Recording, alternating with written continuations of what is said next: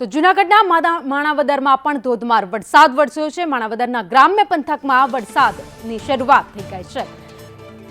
તો માણાવદરની સાથે જ અન્ય વિસ્તારો છે અને ગામડાઓ છે ત્યાં પણ વરસાદ વરસ્યો છે। કોયલાણા, મટિયાણા સહિતના ગામડાઓમાં વરસાદની શરૂઆત થઈ છે। વાતાવરણમાં પલટાની સાથે જ વાતાવરણ ઠંડકમય બન્યું છે। વાદળછાયું વાતાવરણ બન્યું છે અને વરસાદ વરસી રહ્યો છે। વધુ અપડેટ સાથે જૂનાગઢથી સંવાદદાતા કેતન ઓઝા મારી સાથે જોડાયા છે। કેતન, જૂનાગઢના વાતાવરણમાં પલટો, માણાવદરમાં પણ ધોધમાર વરસાદ। ચોક્કસ કે જે રીતે વરસાદની સિઝન શરૂ થઈ ગઈ છે અને માણાવદરમાં સતત ત્રીજા દિવસે પણ ધોધમાર વરસાદ વરસી રહ્યો છે। ખાસ કરીને ગ્રામ્ય પંથકમાં જે છે ધોધમાર વરસાદ વરસી રહ્યો છે। સવારથી જ છે મેઘરાજાએ પોતાના મંડાણ કરી દીધા છે।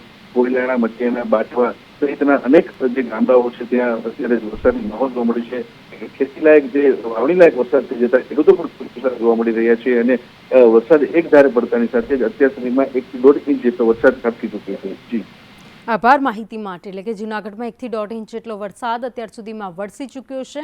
ધોધમાર વરસાદને લઈ લોકો વરસાદની મજા પણ માણી રહ્યા છે।